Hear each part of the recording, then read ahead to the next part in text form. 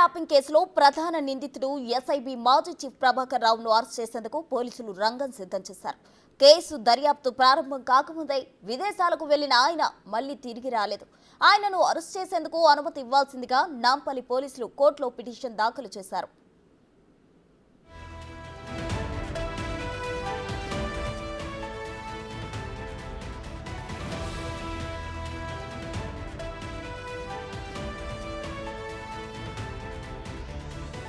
Phone topping కేసులో ప్రభాకర్ రావును ప్రధాన సూత్రధారని పోలీసులు ఆ పిటిషన్లో పేర్కొన్నారు. ప్రస్తుతం అమెరికాలో ఉన్న ఎస్ఐబి మాజీ చీఫ్ ప్రభాకర్ రావును అరెస్ట్ చేసేందుకు ఐపీసీ 73 కింద వారెంట్ జారీ చేయాలని పోలీసులు కోర్టుకు నివేదించారు. నాంపల్లి కోర్టు అనుమతితో పోలీసులు రెడ్ కార్నర్ నోటీసులు జారీ చేయనున్నారు.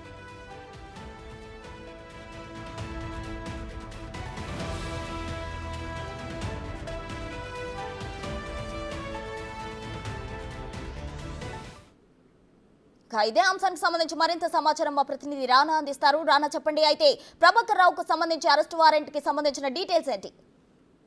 ఫోన్ ట్యాపింగ్ కేసు వెలుగులోకి వచ్చిన తర్వాత ప్రభాకర్ రావు నేరుగా అమెరికాకు వెళ్ళిపోయారు. ఆయన చికాగో ప్రాంతంలో ఆయన ఉన్నట్టుగా తెలుసు. చికాగోలో అలాగే టెక్సాస్ ప్రాంతంలో అతను వైద్య పరీక్షలు తీసుకుంటున్నానని కూడా పోలీసులకి ఆయన చెప్పడం లేకపోతే అప్పటి నుంచి కూడా ఆయన తిరిగి ఇండియాకి అయితే రాలేదు. అయితే అప్పటి నుంచి కూడా పోలీసులు అనేక రకాలుగా కూడా ఆయన రప్పించడానికి నోటీసులు కూడా పంపించారు. వాటికి రెస్పాండ్ అయితే కాలేదు. కానీ కొంతమంది పోలీసు ఆఫీసర్లకు మాత్రం ఆయన టచ్ లోకి వచ్చి నేను లాస్ట్ మంత్ వస్తానని కూడా చెప్పారు. కానీ అప్పటి నుంచి వెయిట్ చేసినప్పుడు కూడా ఇతని నుంచి ఎటువంటి రెస్పాన్స్ అయితే కాలేదు. అయితే పోలీసులు ఫర్దర్ గా ఈ కేసులో ఇప్పటికే 45 మందిని అరెస్ట్ చేస్తారు కాబట్టి వాళ్ళందరూ కూడా జైలు జీవితం అనుభవిస్తున్నారు. వాళ్ళు ఇచ్చినటువంటి స్టేట్మెంట్ ఆధారంగా వారు ఇచ్చినటువంటి ఎవిడెన్స్ ఆధారంగా బేస్ చేసుకుని ప్రభాకర్ రావు ఎట్టి పరిస్థితుల్లోనే ఇండియాకి తీసుకురావాలని ఉద్దేశంతో కూడా పోలీసులు ఉన్నారు.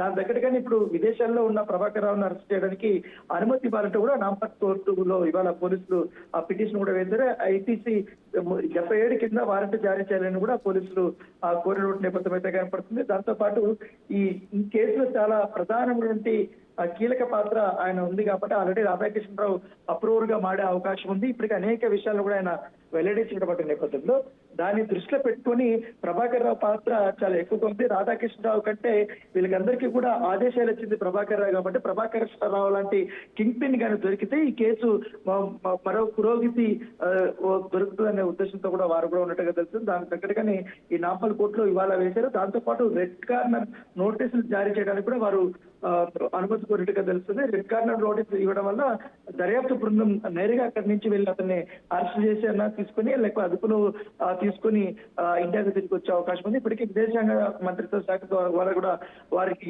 సహాయం కోరాలని కూడా పోలీసులు భావిస్తున్నారు. ఎట్టి పరిస్థితుల్లో ఈ యొక్క ఎలక్షన్ అయిపోయిన తర్వాత ఈ కేసులో మరొక కీలకమైనటువంటి అంశాలు అనేది బయటకు వస్తాయి. ప్రభాకర్ రావు ఎట్టి పరిస్థితుల్లో ఎలక్షన్ అయిపోయిన తర్వాత అతన్ని తీసుకురావాలనే ఉద్దేశంతో బంజారాహిల్స్ పోలీస్ స్టేషన్ లో ఆలోచిస్తున్న నేపథ్యం కనబడుతుంది.